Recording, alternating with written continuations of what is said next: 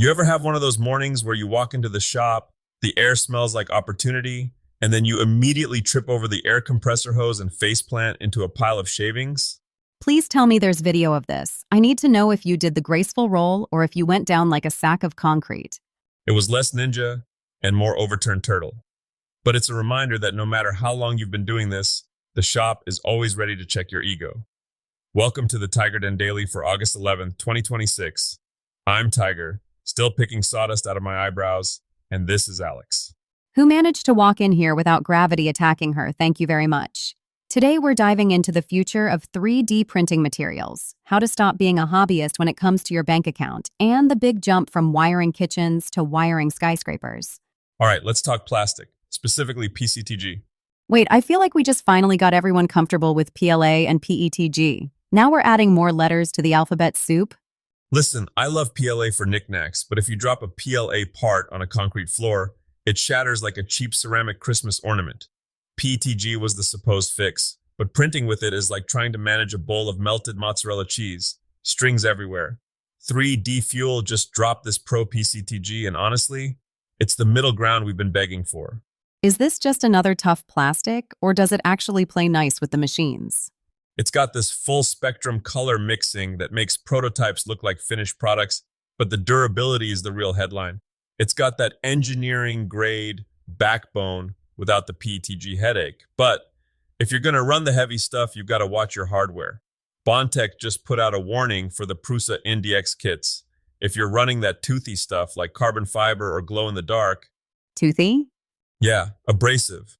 That glow in the dark filament looks cool, but it'll chew through a brass nozzle like a beaver on a bender. The current kits aren't quite ready for the grit of those fibers yet, so hold your horses before you try to print a carbon fiber tank. Speaking of tanks, I saw the specs on that new Kitty Plus 5. That bed size is basically a small parking lot. 320 by 320 millimeters. For $750, you're getting a build volume that used to cost 3 times that. Plus, it handles 16 spools. 16, you can print a rainbow without ever touching the machine. It's a beast for anyone trying to actually manufacture parts, not just hobby around. All right, let's pivot from the desktop to the job site. We've been seeing a ton of chatter on Electrician Talk about guys wanting to move from residential work to commercial. The jump from Romex wrangling to pipe bending, it's a completely different sport, Alex. In a house, you're pulling flexible cable through wooden studs. It's forgiving. You can hide a lot of sins behind drywall. And commercial is not that? Commercial is pure geometry. You're working with EMT and rigid pipe. If your offset is off by a fraction of an inch, or your saddle bend looks like a dog's hind leg, everyone on that site is going to see it. It's exposed. It's your signature in steel. Beyond just the physical skill of bending pipe, what's the biggest hurdle for a residential Sparky moving up? The rule book. Most guys know the basics, but for commercial, you have to live in NEC Article 110. It's all about equipment installation and those safety clearances. You can't just wing it because the scale is massive. You're not just powering a toaster. You're powering a server farm or a hospital wing. I imagine the vibes on site are a bit different too. You could say that. The PPE is non-negotiable. You're not wearing sneakers and a ball cap. It's hard hats, high vis, and reading blueprints that are the size of a dining room table. It's a mental shift. You're a small part of a massive machine. But the paycheck and the career longevity, that's where the gold is. Speaking of gold, can we talk about the maker moguls who are currently working for pennies? Because I looked at some Etsy shops last night and the math is not mathing. It hurts my soul, Alex. Truly, there's this epidemic of hobbyist pricing.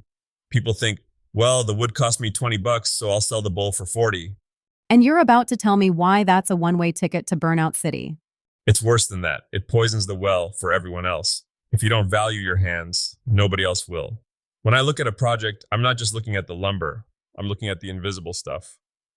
The sandpaper you used, the finish, the electricity that ran the lathe, and the fact that the lathe itself is slowly wearing out. That's overhead. You have a specific formula you like to use, right? It's not just double the materials and hope for the best? Lord, no. Start with your material cost, down to the gram of wax or the inch of filament. Then add a real labor rate. Ask yourself, what would I have to pay a skilled person to do this for me? If you wouldn't do the job for $5 an hour, don't pay yourself $5 an hour. And then there's the platform fees. TikTok Shop and Etsy aren't exactly charities. Exactly. By the time the algorithm takes its cut and the shipping company gets their pound of flesh, you want to be sitting on a 20% to 35% net margin. If you aren't clearing that, you aren't running a business, you're just having an expensive, stressful hobby. Expensive, stressful hobby is basically the description for my first 3 years of knitting. We've all been there. But 2026 is the year we stop guessing and start calculating. Before we wrap up, we have to talk about the weekend warriors. I saw the photos of that 8-sided gazebo someone posted in the community. That thing is a masterpiece of misery. Misery? It looked beautiful. Oh, it's gorgeous. But an octagon gazebo is basically a final exam in compound angles. If your miter saw is off by even half a degree, by the time you get to the 8th side, you're going to have a gap big enough to throw a cat through. It's the ultimate test of patience.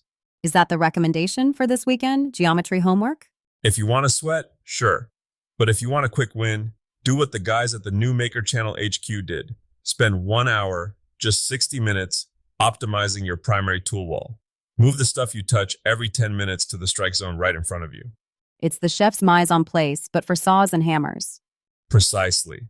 And if you just want to drool over some beautiful craftsmanship while you drink your coffee, go check out the Bechtold Woodworks 2026 lookbook. It's heirloom level stuff. It'll either inspire you or make you want to sell all your tools and take up professional napping. I think I'll stick to the inspiration. So, Tiger, what's the one thing people should take away from today's dispatch?